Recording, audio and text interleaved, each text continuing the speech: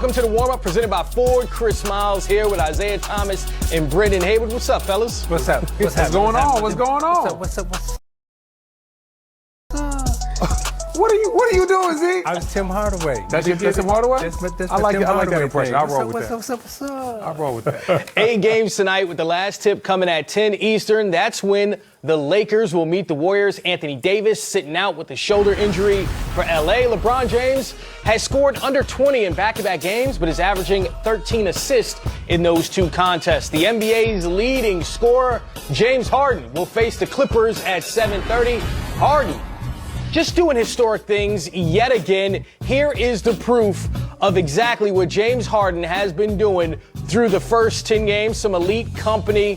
Yeah, the most points through those first 10 games in the last 50 years. Brendan, you told us last week that Harden's percentages were going to go up. And you were absolutely right. In those last 5 games, that's exactly the case. He's a great player. He's too great to be held down. You know, great players, they might go through ups and downs, but they're never going to be cold for too long of a stretch.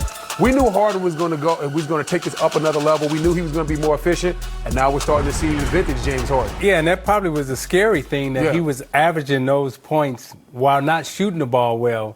And now that he's hot, I mean, who knows what can happen? Well, 4 wins in a row. That's what we're seeing, Zeke. Yeah. You know, as far as the win column, that's really the difference with the Houston Rockets. And it seems like they figured it out with Russell Westbrook. He's taken about 18 shots a game, and there's still 3rd in the league in offensive efficiency. I mean, that's pretty incredible. It is.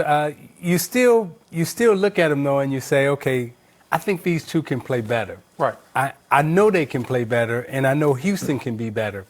Can they keep improving month to month? And I believe they will. And if they do, I mean, we thought they would be scary, but, man, if they keep putting up these kind of numbers, look out. Yeah, I think in the regular season, Houston is definitely going to be one of the better teams in the Western Conference. Mike D'Antoni, yet again, has made this work. 2 ball-dominant guards fitting in his system. We had questions about when Chris Paul joined this team a couple of seasons ago. Same thing this year with Russell.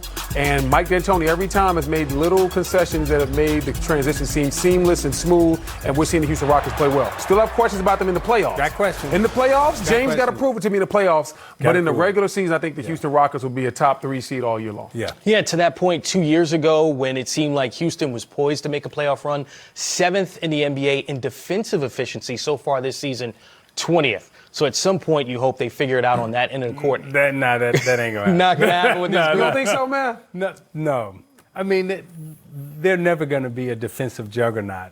I think their offense is always going to be their threat, and that's going to be the thing that has to sustain them. Defensively, I just don't see them having the willingness and the temperament to really say, okay, we're going to be a juggernaut as a defensive team. Well, that's going to be a problem for them, because when you look at both those LA teams, they play defense. The Lakers are a very good defensive team. The Clippers getting Paul George back, they're going to be even better defensively. A lot of defensive teams out there. If you're trying to go to the NBA Finals, you can't just be all offense. Hey, I watched all the videos this summer of James and everybody working out. I didn't see one NBA player doing no defensive slide. Man, don't nobody want to see that. Hey, Zeke, nobody's supposed to see those videos, Zeke. Everybody was working on their offense. Hey, Zeke, man, you can't get your likes up on Instagram with posting defensive slide videos, man. You got to show some crazy threes. Some defensive slides with the oxygen mask on, jumping up and down on that box. They ain't going to get you none. That's not going to cut it. That's not going to fly. Well, you mentioned something that seems to be, we just all agree that this is the LA Clippers' identity defensively. They're 11th in defensive rating, so you'd expect them to be higher. Do you think that's just Paul George's absence, or why do you suppose they're not higher as far as being a defensive team? Well, I think Paul George isn't there. So when you get I think Paul George last year. Who's supposed to return against the Pelicans tomorrow? Last year, Paul George was probably the best 2-way player in the league. When you look at where he was as far as being on as far as MVP voting and being on All NBA, he's the best 2-way guy we have in the league right now. So when you look at Paul George coming back, they have 2 of the best wing defenders in the league. You still got Patrick Beverley at the point guard spot.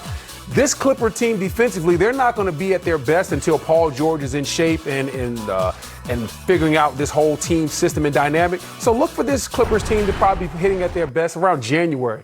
Defensively, that's when I'll be looking at them, because I think when they get it all together, they're going to be able to lock down. I agree with you. I mean, when you got Beverly at the point and you got those 2 wings in terms of George and Kawhi, I mean, defensively, I can't think of three better defensive perimeter players on one side of the ball that, you know,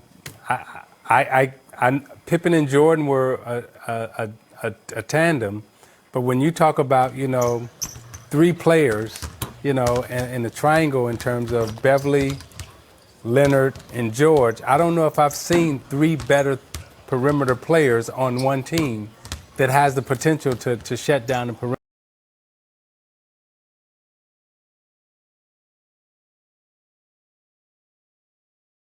perimeter like they do. So Doc Rivers, coach of the Clippers, said that Paul George is expected to play on Thursday against the Pelicans. Zeke, what are you expecting from may play against the Pelicans? What are you expecting from him if he does take the court? You know, that first time out, all of us from injury, right? We've worked hard and everything else, and we normally come out and we have a good first game, right? We shoot the ball well, we defend well, everything's cool, and you go back home and you're in a hotel room or whatever, and you're like, oh man, I'm ready. And then the next game, you 1 for 9. Yep. The game after that, you know, you're 2 for 10. So I expect Paul to have a good first game out, but I do expect after that, the next 6 to 7 games, there's going to be some adjustment. I expect his first game, he's going to come out, like you said, Zeke, he's going to be on an adrenaline high. Yeah. He's been waiting to get out there, chomping at the bit. I expect Paul George to have an excellent game. And then you look at the team, the Pelicans, that should be a good matchup for him as well.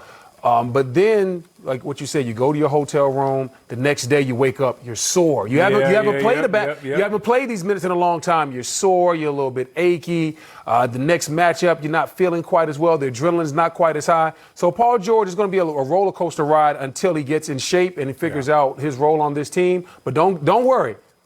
Come January, he'll be just fine. Well, we just got that Paul George update that he may play tomorrow. Let's take a look around the league at some other news and notes. Second night of a back-to-back tonight. Anthony Davis out.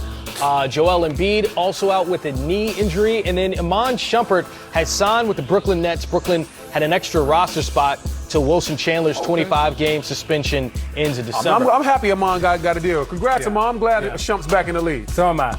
Hey, for our Twitter friends out there, get your questions ready for Zeke and Brendan. Hit us up, and they'll answer your questions later on in the show. Ask Brendan all the questions.